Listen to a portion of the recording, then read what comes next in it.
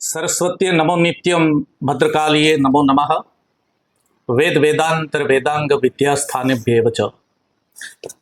વિરાસતોમાં વિચરણ એ મારી ચેનલ અંતર્ગત હું શાસ્ત્રી હિતેશ જોશી. આવો આપણે આજે એક ઉર્જાવાન માણસને મળીએ એ શ્રેણી અંતર્ગત આપણે એક એવા વ્યક્તિત્વને મળવા જઈ રહ્યા છે જેઓ વ્યવસાયે એડવોકેટ છે, કરવેરા સલાહકાર છે, લેખક છે, શિક્ષણ ક્ષેત્રની સાથે સંકળાયેલા છે, હોટલ ક્ષેત્રની સાથે સંકળાયેલા છે, વિવિધ ચેરિટીઓમાં ટ્રસ્ટી છે અને એક રીતે મજાના મનમોહક અને ગુલાબી છે.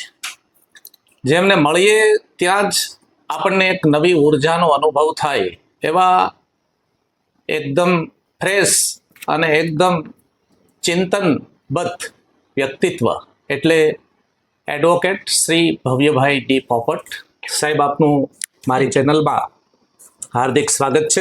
Thank you. અને સાહેબનો શું પરિચય આપવો? માતા પિતા વિવિધ ક્ષેત્રમાં સંકળાયેલા છે, પણ સાહેબે પોતાની એક આગવી ઓળખ આ જગતમાં ઊભી કરી છે. સાહેબ, તમે તો વિવિધ ક્ષેત્રોમાં ફર્યા છો, ખૂબ વાંચન કર્યું છે. વિવિધ કરવેરાની વર્તમાન પરિસ્થિતિ અત્યારે એવી છે કે સામાન્ય જન ઇન્કમ ટેક્સ રિટર્ન શું છે એ શબ્દને જ નથી સમજતા. તો એના માટે એની વ્યાખ્યા શું સાહેબ? દાદા, સૌ પ્રથમ આપે મને આપની ચેનલ પર બોલાવ્યો અને અમારું આ ઓળખાણ આપી બદલ ખૂબ ખૂબ આભાર.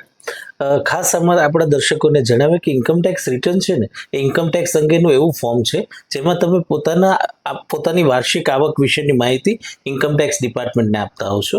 ઇન્કમટેક્સ રિટર્ન ભરવું એ માત્ર આવકની વિગતો આપવાનો એક સરળ પ્રક્રિયા છે. એનાથી કોઈ ડરવાની કે કોઈ ટેન્શન લેવાની જરૂર નથી.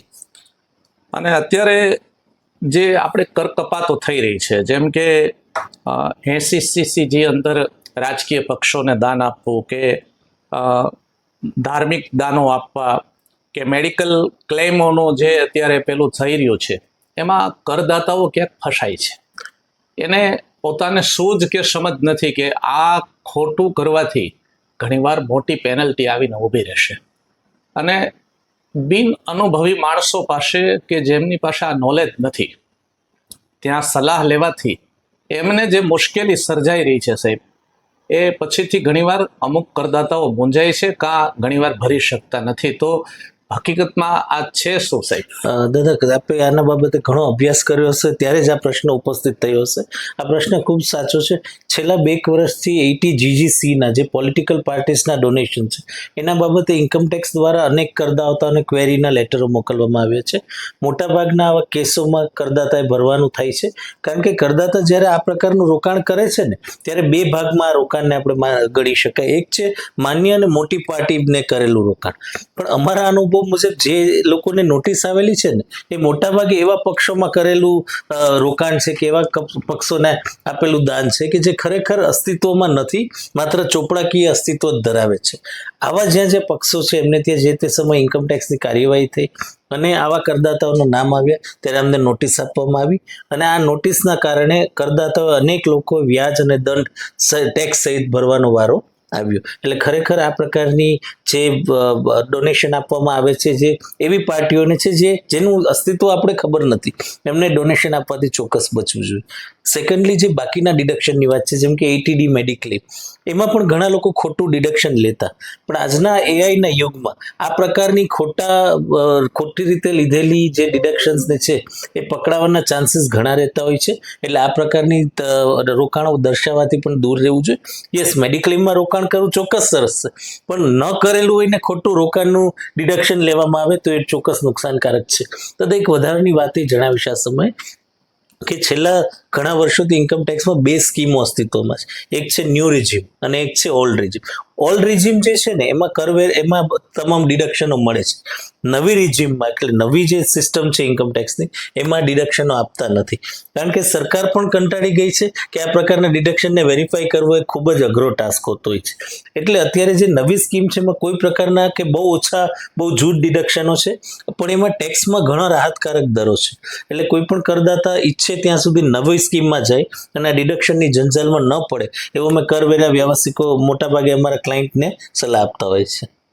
અને સાહેબ આમ તો 2024-25 થી 5 લાખ સુધીની આવક મર્યાદા હતી અને 2025-26 થી લગભગ એ 12 લાખ સુધી પહોંચી ગઈ છે. છતાં પણ એક વર્ગ સાહેબ એવો છે કે જે બિલકુલ ગરીબ છે. આ જેમ કે રાજકોટમાં એક બેન છે, દૂધ વેચે, તો એ નિયમિત ઇન્કમ ટેક્સ ભરે છે અને અમુક વર્ગ છે એ રિટર્ન ભરતો જ નથી. પરિણામે એને જ્યારે કોઈ મોટી જરૂરિયાત ઊભી થાય કે એને કોઈ પ્રોપર્ટી લેવી છે ત્યારે ફરજિયાત ઇન્કમ ટેક્સ રિટર્ન તમે બેંકોમાં આપો તો જ લોન મળે તમને. તો સામાન્ય જન જે લોકો આને વિશે કંઈ જાણતા નથી એને તમારી શું સલાહ છે? મિત્રો, ખાસ એક બાબત જાણવી બહુ જરૂરી છે કે ઇન્કમટેક્સનો જે દર હતો ને, જે માફીની મર્યાદા, એ પહેલાંય 4 લાખ હતી, અત્યારે 4 લાખ છે. સરકારે એક વિશેષ રિબેટ દ્વારા આ મર્યાદાને વધારવામાં આવી છે. એ પણ ખાસ જાણવું જરૂરી છે કે આ વિશેષ મર્યાદા માત્ર નવી સ્કીમમાં લાગુ પડે. ડિડક્શન લઈને જૂની સ્કીમમાં જાય એના માટે આજે પણ મર્યાદા ખૂબ નાની છે.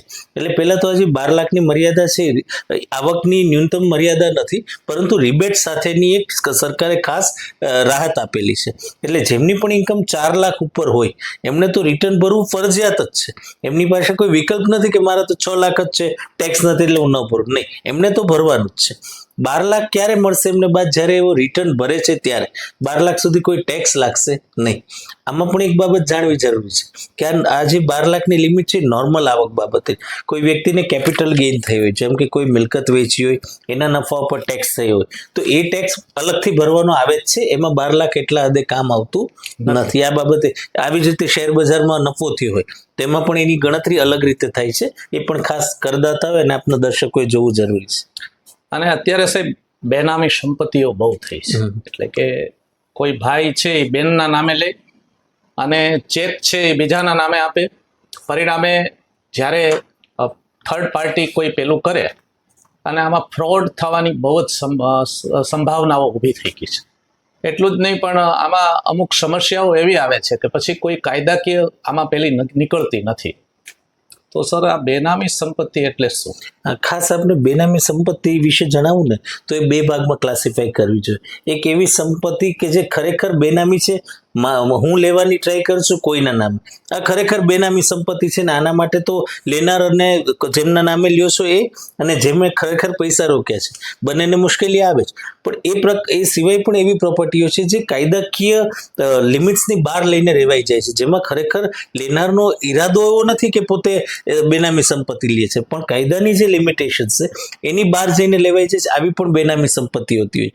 એટલે ક્યારેય પણ કોકના પૈસા અને કોકના નામે જ્યારે સંપત્તિ લેવામાં આવે ત્યારે ખાસ ધ્યાન રાખવું કે આના માટે તમારા ટેક્સ એડવોકેટ, ટેક્સ કન્સલ્ટન્ટ કે સીએને મળીને જ આ વ્યવહાર પ્લાન કરવો. આમાં થોડીક પણ જો ભૂલ થઈ ગઈ હોય તો ભવિષ્યમાં પૂરી સંપત્તિ સરકાર પાસે જપ્ત કરવાની સત્તા રહેતી હોય છે. આ કાયદો 2016થી એક્ટિવ બનાવી દેવામાં આવ્યો છે, પણ હજી સરકાર આ બાબતે બહુ એક્ટિવલી કોઈ એક્શન લેતી નથી. આપણા સૌના સારા માટે છે. પણ હા, આજે નહીં ને કાલે આ વસ્તુ શરૂ થઈ શકે છે. તો અમારી આપના દર્શકોને પણ ખાસ અપીલ છે કે આ બાબતે પોતાના ટેક્સ કર વ્યવસાયીને પૂછીને જ આવી પ્રકારના સોદા કરવા જોઈએ. અને બીજો સાહેબ આમ અંતરંગ પ્રશ્ન છે કે ટ્રસ્ટો દ્વારા અત્યારે જે રીતે આ બધી સંપત્તિઓને વાઇટ કરવાની પરિસ્થિતિ થઈ ગઈ છે, એ એક પ્રકારનો તમને નથી લાગતું કે આપણે કાયદાઓનો ભંગ કરીએ છીએ? 100% ભંગ કરીએ છીએ, પણ ટ્રસ્ટો પર છેલ્લા અમુક વર્ષોથી એટલું બધું ઇન્કમટેક્સ સ્ટ્રિક્ટ થઈ ગયું છે કે અત્યારે એટલા સહેલાઈથી બ્લેકના વ્હાઇટ કે આવી રીતે હેલ્પ કરવી શક્ય બની રહી નથી. એટલે ટ્રસ્ટો પણ હવે ધ્યાન રાખવા માંડી છે કે એવા દાન કે જેમાં નામ નથી તો 2000થી ઉપરના લીધા હોય તો ટ્રસ્ટો ઉપર એની કાર્યવાહી થાય છે. આ તમામ આવક ટેક્સેબલ બની જાય છે. ટ્રસ્ટ પણ ઘણા એવું માની રહ્યા છે કે અમારી તમામ આવક કરમુક્ત જ હોય છે. એવું નથી. ટ્રસ્ટમાં કરમુક્તિ મેળવવા ઘણા બધા નિયમોનું પાલન કરવાનું હોય છે. ઘણા ટ્રસ્ટો કોન્ફિડન્સથી પોતાના કોઈ સીએ ને કે એડવોકેટને પૂછ્યા વગર એમ માની લેતા હોય છે, એ બહુ મોટી ભૂલ છે. ક્યારેક એની મોટી જવાબદારી ટ્રસ્ટ ઉપર આવી શકે છે. તો આવા ટ્રસ્ટોએ ખાસ યોગ્ય કન્સલ્ટિંગ મેળવી અને આગળ વધવું જોઈએ. પણ ક્યારે આવી પ્રવૃત્તિમાં સપોર્ટ કરવો તો ક્યારેય ટ્રસ્ટોએ ના જ જોઈએ. આમ તો સાહેબ 1 એપ્રિલ એ રિટર્ન ભરવાની મૂળ તારીખ છે, પણ નામદાર ગુજરાત હાઈકોર્ટે એમાં થોડોક સુધારો કરી અને ચુકાદો આપ્યો, એટલે છેક ઘણીવાર પહેલા જુલાઈ સુધી હતું ને હવે છેક સપ્ટેમ્બર સુધી લંબાઈ ગયું છે. દાદા, આમાં થોડું આપણે અલગ રીતે એકચ્યુઅલી થતું એવું કે 1/4 રિટર્ન ભરાવા શરૂ થઈ જવા જોઈએ, પણ પ્રેક્ટિકલી આ રિટર્ન શરૂ થાય છે છેક 1 જૂનથી. કારણ કે આ 2 મહિના દરમિયાન એક તો સરકારની યુટિલિટી રિટર્ન ભરવાની સિસ્ટમ શરૂ થઈ હોતી નથી. બીજું, ઇન્કમટેક્સ દ્વારા જે વિવિધ અલગ અલગ બેન્કો, રજિસ્ટ્રાર ઓફિસ, આમની પાસે જે વિગતો મેળવવાની હોય છે એનો ટાઈમ પણ 2 મહિનાનો રહેતો હોય છે. એટલે ઇફેક્ટિવલી આમ પ્રેક્ટિકલી જુઓ તો આ રિટર્ન ભરવાની શરૂઆત તમારું થાય છે જ 1 જૂનથી. એટલા માટે ગુજરાત હાઈકોર્ટે એક ચુકાદો આપેલો કે જ્યારે તમારી સિસ્ટમ લેટ શરૂ થાય તો એટલા દિવસનો વધારો કરી દેવો જોઈએ. સરકારે પણ આ બજેટમાં એનો સરસ જોગવાઈ કરી અને રિટર્ન ભરવાની ડેટ્સ ઓટોમેટિક વધારી દીધી છે બધા માટે, જે બધા માટે આવકારદાયક વસ્તુ છે. અને સાહેબ, સુપ્રીમ કોર્ટનો એક ચુકાદો આવ્યો છે કે 2 લાખથી વધારેની જે રકમ આપણે હેન્ડ ટુ હેન્ડ ઓવર કરીએ કે કોઈને આપીએ તો એની જાણકારી આપણે રજિસ્ટ્રારને કે અન્ય કોર્ટને કે કોઈ પણ મારફત આપણે જાણ કરવી જોઈએ. તો એ ખરેખર સર શું છે? આ બહુ ગંભીર બાબત છે દાદા. આપણે પ્રશ્ન ઉઠાવ્યો, સારું થયું કે આપણે ડિસ્કસ કરી શકીએ. એકચ્યુઅલી જ્યારે પણ ખાસ કરીને રિયલ એસ્ટેટના એટલે કે જમીન મકાનના સોદા થતા હોય છે, એમાં ઘણા બધા કેસીસ એવા છે કે જેમાં એવું લખવામાં આવતું હોય છે કે અમે આજરોજ વેચનારને 5 લાખ રૂપિયા રોકડા આપ્યા છે. ઇન્કમટેક્સની એક પ્રોવિઝન છે 269ST, આવકવેરા કાયદા 1961ની આ પ્રોવિઝન છે, આ જોગવાઈ છે. આ જોગવાઈ મુજબ 1,99,999 આ એક લિમિટ છે. 2 લાખ કે એનાથી કોઈ પણ વધારે રકમનું જો રોકડમાં લેવામાં આવે તો લેનાર વ્યક્તિ 2 લાખ જેટલી પેનલ્ટી, એટલે કે જેટલી રકમ રોકડમાં લીધી છે 2 લાખ ઉપર, એટલી જ પેનલ્ટીનો શિકાર બની શકે. અને જ્યારે આ પ્રકારની વસ્તુ ઇન્કમટેક્સના હાથમાં આવે છે ત્યારે લગભગ કરદાતા પાસે કોઈ બચત રહેતી નથી અને દંડનો શિકાર બનવાનો વારો આવે. તો આ સુપ્રીમ કોર્ટે આજ રજિસ્ટ્રાર ઓફિસને આ બાબતે કહેવામાં આવ્યું છે આ ચુકાદામાં કે આવો કોઈ પણ દસ્તાવેજ આવે કે જેમાં તમે 2 લાખ ઉપર રોકડની લેતી દેતી જુઓ તો એની જાણ તમારી ઇન્કમટેક્સને કરવી ફરજિયાત છે. આ જ્યારથી શરૂ થશે ચોક્કસ ઘણા બધા કરદાતાઓને એની નુકસાન થઈ શકે એમ છે.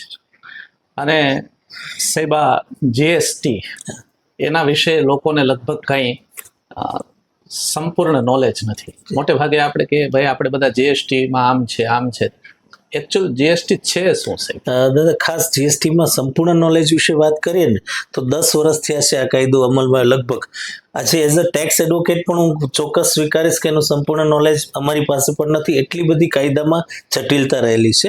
એ સરકારે 10 વર્ષમાં ઘણા પ્રયાસો કર્યા છે કે એને સહેલો બનાવવામાં આવે અને ગુડ્સ એન્ડ સર્વિસ ટેક્સને ગુડ્સ એન્ડ સિમ્પલ ટેક્સ બનાવવામાં આવે. પણ કાયદાના અર્થઘટનમાં ઘણા બધા એવી સમસ્યાઓ છે જેના લીધે રોજબરોજ એની જે જટિલતા છે એ વધી રહી છે.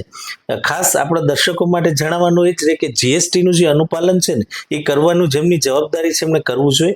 આ અંગે ઘણી વાત કરી શકીએ પણ આપણે એક જ ટૂંકમાં વાત કરીએ કે જેમ આપણે સૌ ઇન્કમટેક્સ એમ માનીએ છીએ કે બધા ભરીએ છીએ અને જીએસટી બધા ભરતા નથી. પણ હું ખાસ આ તકે એક બધાને આપના દર્શકોને જણાવ કે જીએસટી એક એવો વેરો છે જે તમને, મને ને તમામને લાગુ પડે છે. એટલા માટે કે સીધી રીતે નહીં પણ આડકતી રીતે અનેક વસ્તુ ખરીદવામાં, અનેક સેવાઓ મેળવવામાં તમે જીએસટી ભરો જ છો અને એની અસર તમારા ઉપર થતી જ હોય છે. મોદી સાહેબે જીએસટી 2.0 જે 22 સપ્ટેમ્બર 2025થી લોન્ચ કર્યો છે, જેમાં એમણે જીએસટીના રેટમાં ઘણી બધી કપાતો આપી છે, ઘણી બધી રાહતો આપી છે.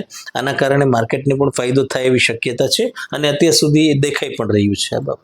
અને સાહેબ, આ તો તમારો વ્યવસાય થયો, પણ તમે શિક્ષણના ક્ષેત્રમાં જેમ કે ડીએસસી સ્કૂલના તમે વન ઓફ ધી ટ્રસ્ટી છો, વિવિધ ચેરિટીઓ છે એમાં પણ તમે કંઈ ને કંઈ, ગુજરાત જે સર્વિસ ટેક્સ કે જીએસટીની જે કમિટી છે એના વન ઓફ ધી મેમ્બર છો, ટેક્સ ટુડેના તમે માસિક તંત્રી છો, માસિક જે ચાલી રહ્યું છે. પણ સાહેબ શિક્ષણના ક્ષેત્રમાં તમને કેમ જવાનું મન થયું? ખરેખર એજ્યુકેશન એક એવો મારો શોખ હતો કે જેમાં જવાનું મન ઘણા વર્ષોથી હતું, પણ ફાઇનલી 2016માં મને આ તક મળી અને એક ઉનાની જ અમારી નવી સ્કૂલ હતી જેમાં ટ્રસ્ટી તરીકે જોડાવાનો મોકો મળ્યો. આજે પણ એજ્યુકેશન ને બાળકો સાથે ને વિદ્યાર્થીઓ સાથે જોડાવાનું એક અદમ્ય ઈચ્છા હતી ને આ કારણે આ વ્યવસાય સિલેક્ટ કર્યો છે સાથે. અને આજે આપણે જ્યાં બેઠા છીએ, જ્યાં તમારું વ્યવસાયિક ક્ષેત્ર છે, એટલે કે હોટલ તો એક વ્યવસાયનો એક ભાગ છે, એના વન ઓફ ધી ડાયરેક્ટર તમારા અન્ય મિત્રો પણ આની સાથે છે. પણ આ હોટલ વ્યવસાયનો સાહેબ તમને કેવો અનુભવ રહ્યો?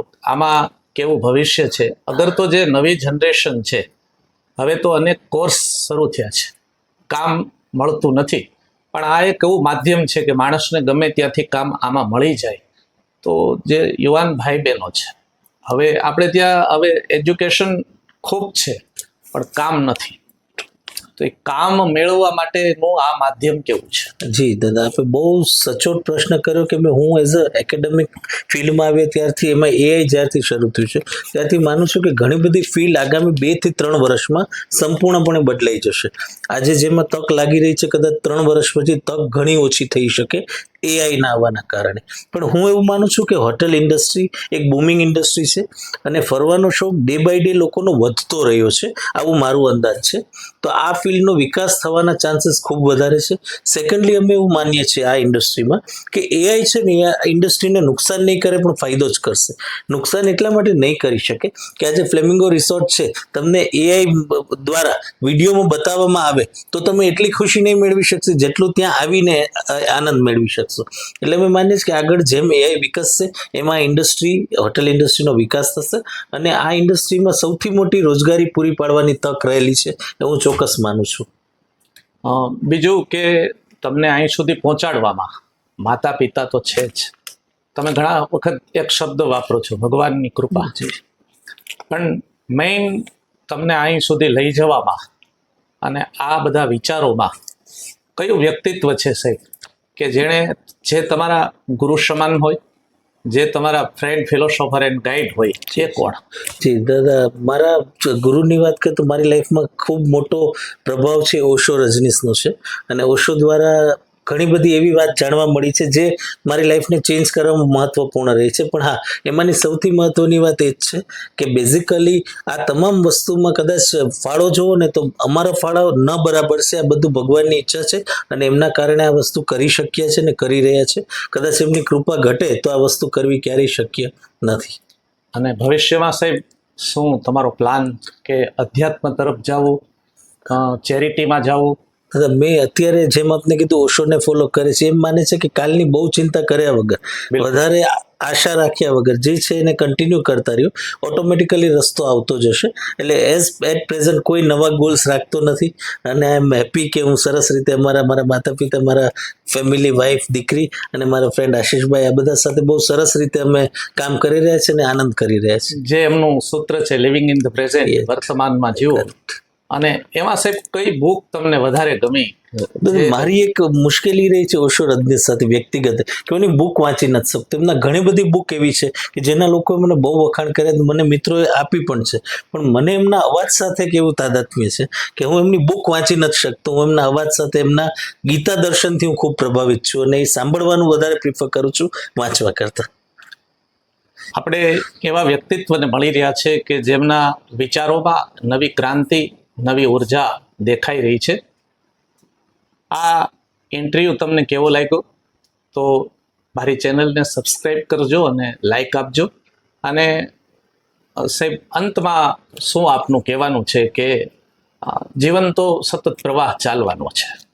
માણસ સતત આ બધાની વચ્ચે આપાધાપીમાં, મહત્વકાંક્ષામાં, આપણે નિમિત્ત ઓઝાનું એક બહુ સરસ વાક્ય છે કે અમુક લોકોની ઉર્જા આપણા શરીર સુધી ન સ્પર્શવા દેવી જોઈએ. અને ઓશોનું બહુ પ્રસિદ્ધ વાક્ય છે કે આપણે હરેક વ્યક્તિને જવાબ આપવા માંડ્યા છે જે એને લાયક નથી. તો આ ઇગ્નોર કરવાની જે વાત છે કે આપણી નિજ ઉર્જાની અંદર આવા લોકોથી આપણે આંતરિક ડિસ્ટર્બ થઈ રહ્યા છે, એના માટે હું સાહેબ હું એમાં ઓશોની જે એક સ્ટોરી છે મને ખૂબ ગમે છે, જે ભીષ્મ પિતામહને બાણશાળાએ જ્યારે સુવડાવવામાં એ સૂતા હતા ને ત્યારે પાંડવો એમને મળવા ગયા. એમાં ઓશો બહુ સરસ કહે છે કે આનું જે લોજિક છે ને એ જ હતું કે જ્યારે એમને કહેવામાં આવ્યું કે તું ભગવાન સામે તમે લડો, અને એ લડવા રાજી થઈ ગયા. તો જ્યારે ભીષ્મ જેવા જ્ઞાની વ્યક્તિ ભગવાન સામે લડવા તૈયારી બતાવે તો એ શું એની પોતાની વ્યક્તિગત પેલી હતી? નહીં, એવી સમષ્ટિની ઈચ્છા માનીને કરતા હતા. તો મેં જે ઓશો પાસેથી શીખ્યું એટલું શીખ્યું કે કદાચ લોકો તમારી સામે આવે છે જેને ઇગ્નોર કરવા કરતા તમે એને ભગવાનના એક એવા સ્વરૂપ ગણો કે જેને તમારી પરીક્ષા લેવા મોકલ્યા છે, તો કદાચ વધારે ઇઝીલી આ વ્યક્તિને સહન કરી શકશો અને એને એડજસ્ટ થઈ શકશો. સાહેબ તમે ખૂબ ખૂબ સમય આપ્યો અને મારી ચેનલમાં આવ્યા, અમને આટલો બધો સમય આપ્યો એ બદલ ખૂબ ખૂબ આભાર, ખૂબ ખૂબ ધન્યવાદ. અને ભવિષ્યમાં વધુ સારા આયામો સાથે તમે આગળ વધો એવી પરમાત્માને પ્રાર્થના. Thank you. આપે મને આ ચેનલમાં આ બાબત ઇન્ટરવ્યુ આપવા બાબતે યોગ્ય ગણ્યો એ બદલ આપનો આભાર અને thank you very much. Thank you.